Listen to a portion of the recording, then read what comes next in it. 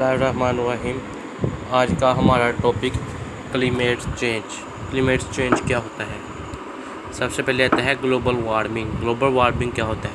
Global warming describes the observe 1 centigrade increase the earth average temperature since the industrial revolution. Global warming industrial revolution में 1 centigrade इसका global warming का temperature 1 centigrade बढ़ता है अर्थ की average जो होती है टेम्परेचर की उसके साथ। Climates change refer to the long term shift. Climate change ये रेफ़र करती है लॉन्ग टर्म शिफ्ट को इन बहुत टेम्परेचर एंड वेदर पैटर्न। ये दोनों टेम्परेचर और वेदर के पैटर्न को संभालते हैं। द एटमॉस्फेयर क्या होता है। ग्रीन हाउस का Mars has many similarities to Earth. Mars बहुत सी सिमिलैरिटीज़ है ज़मीन के साथ। अबाउट हाफ इट्स साइज, इसका साइज आधा है। Within the gold zone of the solar system, और इसमें सोलर सिस्टम पाया जाता है। वाटर इज़ प्रेजेंट, पानी भी मौजूद है। Water is Mars missing that make it so much less habitable। Mars missing that makes जो रखता है less habitable। The atmosphere is a thin layer of gas. Atmosphere में एक बहुत सी पतली सी गैस की मौजूद है। डैट सराउंडेड द अर्थ, ज़मीन के इर्द गिर्द है। Shield us from cosmic radiation, और ये कॉस्मिक रेडिएशन को शील्ड करता है। बर्न अप एस्टेरॉयड, जलता है asteroid. Filter some UV light from the sun, और सूरज से आने वाली अल्ट्रा वायलेट लाइट को फिल्टर करता है।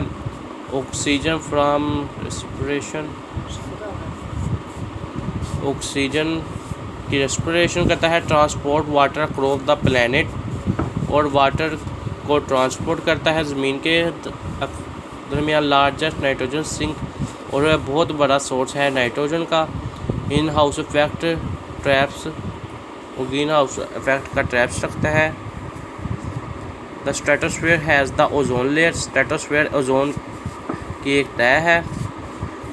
The stratosphere contain breathable air and all of our weather. Stratosphere breathable हवा रखता है ऑल ओवर द वेदर, जो के मौसम पे पाई जाती हैं। The troposphere is the border between the 2 layer. Troposphere ये एक बॉर्डर है 2 लेयर के दरमियान। Consistent temperature, prevalent air movement and mixing, जो टेम्परेचर और हवा की मूवमेंट को एग्जिस्ट करता है। The permanent gas of the troposphere does not change day to day. जो परमानेंट गैस होती है, मुस्तकिल गैस, वो ट्रोपोस्फीयर को चेंज नहीं करती दिन बाय दिन। ऑक्सीजन नाइट्रोजन, जैसा कि ऑक्सीजन नाइट्रोजन होता है। The variable gas change dependent of sectional change in the cycle of matter and human input. Variable gas होती है वो इंडिपेंडेंट होती है। ऑन सेक्शनल होती है चेंज इन द साइकिल, और साइकिल में सेक्शनल चेंज रखती है ऑफ मैटर और ह्यूमन इनपुट, और इंसानी इनपुट के दरमियान। Green house gases are variable gases that can trap the radiation from some heat back toward the earth surface। Green house effect और वेरिएबल गैस, सूरज से आने वाली जो हीट होती है उसको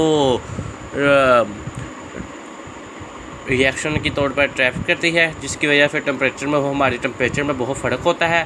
the green house effect stabilise surface temperature keeping them within the habitable range, और ये जो हैबिटेबल रेंज होती है ग्रीन हाउस इफेक्ट और स्टेबलाइज सरफेस टेम्परेचर को स्टेबल रखती है। एवरेज हाइट टेम्परेचर 88 फ़ारेनहाइट होती है। एवरेज हाइट होती है वो टेम्परेचर की 88 फ़ारेनहाइट होती है। एवरेज लो टेम्परेचर, और टेम्परेचर की लो होती है वो 73 फ़ारेनहाइट होती है। एवरेज हाई टेम्परेचर इसमें जो होती है मार्च में वो 70 फ़ारेनहाइट होती है। एवरेज लो टेम्परेचर होती है वो -100 फ़ारेनहाइट होती है। The earth has experienced at least 5 major ice age. Earth के जो एक्सपीरियंस वो 5 मेजर आइस एज है। And ice age at any time किसी वक्त period where glacier are found in the earth poles and mountain top. Ice range वो किसी भी वक्त जो ग्लेशियर जो ज़मीन में पाए जाते हैं पोल्स में या माउंटेन में पाए जाते हैं।